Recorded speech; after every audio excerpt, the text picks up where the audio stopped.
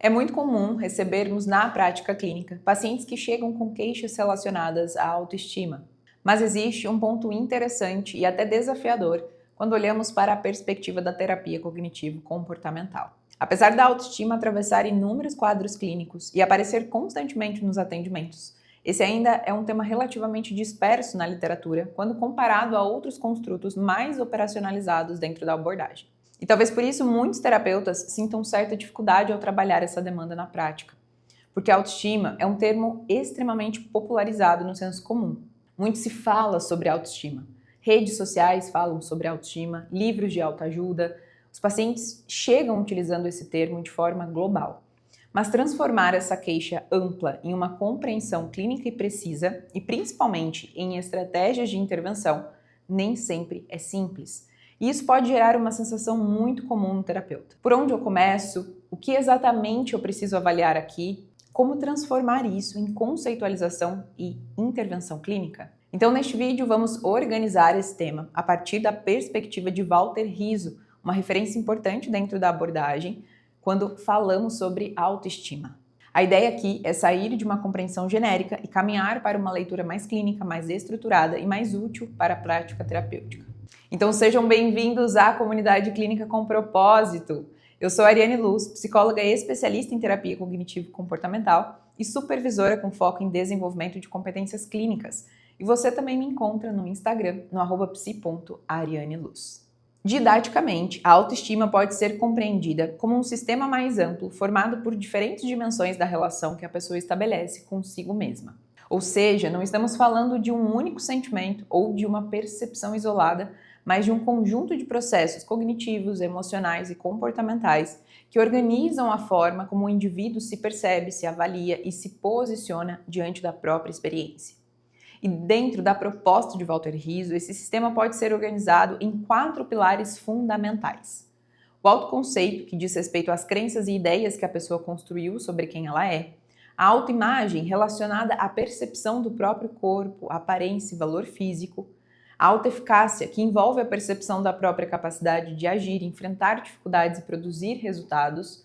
E o autorreforço, ligado à capacidade de reconhecer, validar e reforçar as próprias experiências, conquistas e esforços. E essa diferença conceitual importa clinicamente porque esses pilares não funcionam de forma isolada. Quando estão desadaptativos, podem aparecer de formas diferentes em distintos quadros clínicos, algo que identificamos a partir da conceitualização cognitiva inicial. Na depressão, por exemplo, é comum observarmos um rebaixamento importante do autoconceito, marcado por uma visão negativa de si mesmo.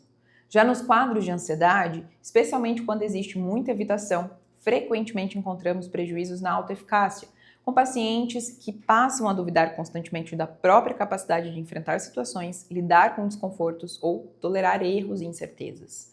Então, para compreendermos essa dinâmica a partir daqui, vamos aprofundar cada um desses pilares, sempre olhando para 2 pontos fundamentais: o que mantém o pilar desadaptativo e a proposta de intervenção. Mas pensando nos critérios de avaliação, existe um ponto fundamental na clínica: entender o que o paciente chama de autoestima. Porque muitas vezes usamos o mesmo termo, mas estamos falando de experiências completamente diferentes. Para um paciente, ter baixa autoestima pode significar sentir-se incapaz. Para outro, pode estar relacionado à aparência física. Para outro, ao medo de rejeição, necessidade de aprovação ou sensação constante de inadequação. Por isso, uma etapa essencial é utilizar o questionamento semântico, a técnica semântica, investigando o significado que aquele conceito assume para o paciente. Quando ele diz "eu tenho autoestima baixa", podemos perguntar: o que exatamente isso significa para você? Como você percebe isso no seu dia a dia? Em quais situações isso aparece? Isso evita que o terapeuta trabalhe em cima de definições genéricas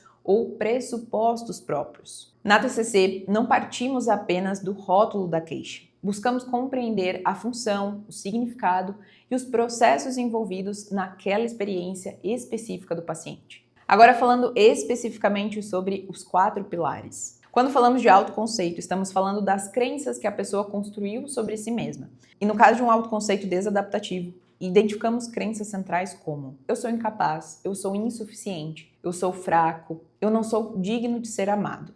Um nível de processamento cognitivo construído ao longo da vida a partir de experiências repetidas de crítica, comparação, exigência excessiva, invalidação emocional ou rejeição.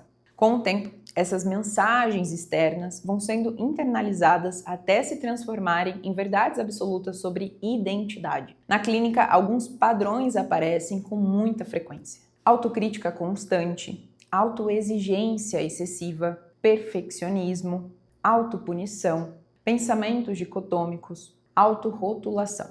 E aqui existe um ponto central. O problema não é apenas o conteúdo do pensamento, é o ciclo que ele produz. O paciente estabelece muitas vezes um padrão irrealista, tenta alcançá-lo, falha inevitavelmente na maioria das vezes, se avalia negativamente, sente culpa, vergonha ou frustração, reduz desempenho, e isso reforça ainda mais a crença inicial. Ou seja, o padrão mantém o próprio sofrimento e percepção. Por isso, uma das primeiras intervenções importantes é ajudar o paciente a diferenciar identidade de comportamento. Eu cometi um erro é diferente de eu sou um erro. Sou inútil é diferente de fiz uma má escolha. Esse tipo de distinção parece simples, mas clinicamente ela é extremamente potente, porque ela começa a flexibilizar um autoconceito rígido e globalizante. A partir daí, trabalhamos estratégias como autocompaixão, autoinstruções mais funcionais, flexibilização cognitiva, uso do contínuo para flexibilizar o pensamento tudo ou nada. Em vez de sou um fracasso, ajudamos o paciente a perceber nuances, contexto, aprendizado e possibilidade de desenvolvimento. A metáfora do instrutor de tênis utilizada por Robert Leahy pode ser uma opção de psicoeducação para ilustrar como muitas pessoas acreditam que a autocrítica severa é necessária para melhorar desempenho, quando na prática ela costuma produzir o efeito contrário. Imagine um instrutor de tênis que a cada erro do aluno gritasse: "Você é péssimo, você nunca aprende, que fracasso!" Provavelmente, esse aluno ficaria mais ansioso, inseguro e travado e teria mais dificuldades para aprender, não é mesmo? Um instrutor ideal corrige, orienta e dá feedback ao aluno ao longo do processo. E a ideia é justamente essa. Muitos pacientes falam consigo mesmos de uma maneira que jamais seria considerada uma forma eficiente de aprendizagem ou desenvolvimento. Então, a metáfora ajuda o paciente a perceber a diferença entre uma postura autocrítica punitiva e uma postura assertiva, instrutiva e autocompassiva, podendo ser útil para trabalhar autocrítica, perfeccionismo e padrões rígidos de autocobrança. Quando avançamos para a autoimagem, estamos falando da forma como a pessoa percebe o próprio corpo, aparência e atratividade. E aqui os vieses cognitivos costumam ser extremamente intensos. Comparações injustas aparecem o tempo todo. O paciente tem a tendência a maximizar um único critério, aparência, peso, idade, e ignora completamente o contexto, genética, cultura, história de vida e diferenças individuais. Então, observamos maximização de características consideradas como defeitos, minimização de aspectos positivos, hipervigilância corporal, uma resistência a aceitar processos físicos naturais como o envelhecimento, comparações constantes, dependência do valor físico para validação pessoal. O que vale como ser humano depende de minha aparência física. Será importante trabalharmos os vieses de comparação, já que não eliminamos completamente essa tendência humana. Comparar é um processo cognitivo natural. O que trabalhamos é para onde essa comparação está sendo direcionada, porque existe diferença entre se comparar constantemente com padrões externos inalcançáveis e comparar-se com a própria trajetória. Quando o foco muda para a evolução pessoal, o paciente começa a construir uma percepção mais realista de si. Na intervenção, também trabalhamos relativização dos padrões de beleza, definindo critérios de forma realista, ampliação de critérios de valor pessoal, quais outros atributos possui, agradável, gentil, inteligente, doce, educada, entre outros. Flexibilização da identidade baseada exclusivamente na aparência, experimentos comportamentais, e aqui entram estratégias como o agir como se. Se eu me sentisse minimamente confortável comigo mesmo, o que eu estaria fazendo hoje? E então, o paciente testa esse comportamento na prática, porque a autoestima não se transforma apenas no nível cognitivo. ela também se reconstrói através da experiência. Quando entramos no campo da autoeficácia, estamos falando da percepção que o paciente tem da própria capacidade de enfrentar desafios, agir e produzir impacto na própria vida. E aqui aparece um padrão muito importante, o vitimismo. Não adianta tentar, nada muda, eu nunca consigo.